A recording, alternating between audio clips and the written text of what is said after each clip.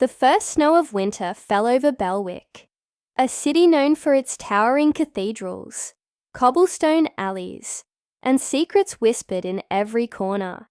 By day, it was bustling with traders, merchants, and nobles who flaunted their wealth. By night, the streets transformed into a shadowed maze of hidden deals, hushed footsteps, and stories no one dared to tell out loud. It was a city built on both beauty and betrayal, and in that very city lived Elena Whitmore, a woman whose life was split between privilege and responsibility. Elena was the daughter of Belwick's most respected magistrate, a man who built his name on justice. Though she carried herself with grace, Eleanor was far from the shallow nobility that surrounded her. She had been raised to value honesty and honor, but she also knew the world was rarely so kind.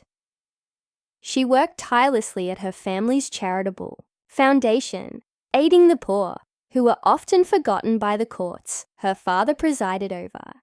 People in the poorer quarters adored her, yet she still felt like a stranger in her own skin, bound by expectation, weighed down by duty. And then there was Adrian Black, known to most as the Raven. Adrian was a thief, but not the kind who stole aimlessly. He was clever, elusive, and almost mythical in reputation. No guard had ever caught him, no lock had ever stopped him, and every noble who woke to find their prized jewels gone cursed his name. But to the poor of Belwick, Adrian was something else entirely. He was a savior.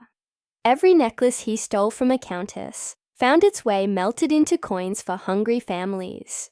Every ring he lifted from an arrogant noble's hand was exchanged for bread and blankets in the slums. The rich hated him.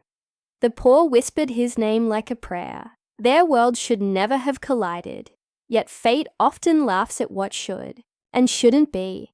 It happened one winter's night during a masquerade ball at Elena's family estate. Nobles from across the city gathered in the grand hall, the chandeliers blazing with candlelight, the air heavy with perfume and music. Elena, dressed in a silver gown, stood on the balcony overlooking the crowd, wishing for the evening to end. She loathed these gatherings, the endless chatter about wealth, the sly gossip, the shallow compliments. What she didn't know was that among the masks, Adrian had slipped in, disguised as one of the guests. His eyes weren't on the wine or the jewels, but on the ornate vault hidden behind the magistrate's study, rumored to hold rare artifacts seized from criminals. But as he slipped through the shadows, his gaze landed on her. Elena, she wasn't laughing like the others or competing for attention. She stood apart, thoughtful, her expression both graceful and lonely. For a man who lived in shadows, it was startling to find someone shining with unguarded honesty. He lingered too long, and when Eleanor's eyes swept the room, they caught his. Even behind his mask, she noticed him. Something about his stillness, his sharp gaze, made him stand out. Later that night, when Eleanor left the ballroom to escape the noise, she stumbled upon a figure, picking the lock of her father's study. Her breath caught. "Who are you?" she demanded. The thief turned, mask catching the moonlight. For a moment, silence hung between them. She expected him to flee, but instead, he tilted his head and whispered, "Someone who doesn't belong here, and neither do you." Then he disappeared through the window, vanishing into the night. That should have been the end. But Elena was restless. She should have told her father, should have raised the alarm, but she didn't. Something in his words unsettled her, gnawed at her thoughts. Who was he? And why had he looked at her as though he understood her better than anyone else in that hall? Over the next weeks, the city buzzed with tales of the Raven. More thefts, more nobles embarrassed, more treasures gone. And quietly, Elena began to notice signs, slipped notes, subtle marks. that seemed almost meant for her. One day, a package arrived at the foundation she ran. Inside was a golden brooch she recognized from a countess at the masquerade. Alongside it was a note. For the children. They deserve it more than she does. Elena's heart pounded. He had chosen her as his messenger. The conflict began to burn inside her. Was she aiding a criminal by staying silent? Or was she helping the people she had sworn to protect? She told herself she despised him. But late at night, she replayed his words, his eyes, the way he had seen her. Slowly, she realized she wanted to see him again. Not to betray him, but to understand him. Her chance came sooner than expected. One snowy evening, she found him waiting in the alley behind the foundation. He stepped from the shadows, tall, cloaked in black, his mask discarded to reveal striking, defiant eyes. "Why me?" she asked, her breath visible in the cold air. Adrian smirked faintly. "Because you're not like them. You don't hide your heart behind riches." She should have been terrified, but instead, she felt an odd calm. And as the silence stretched, he said, "I shouldn't be here, but for some reason, I can't stay away." From that night, their meetings became a dangerous rhythm. Sometimes he appeared at the edge of the market, sometimes near the cathedral steps. They argued often. She scolded him for breaking laws. He mocked her for trusting laws that protected the powerful but ignored the weak. Yet beneath their sparring was a pull neither could deny. Elena found herself laughing again, truly laughing, when he teased her. Adrian found himself confessing truths he had never spoken aloud, that he had once been a boy in those very slums, starving, until he learned to take from those who had more than enough. But love in Belwick was never safe.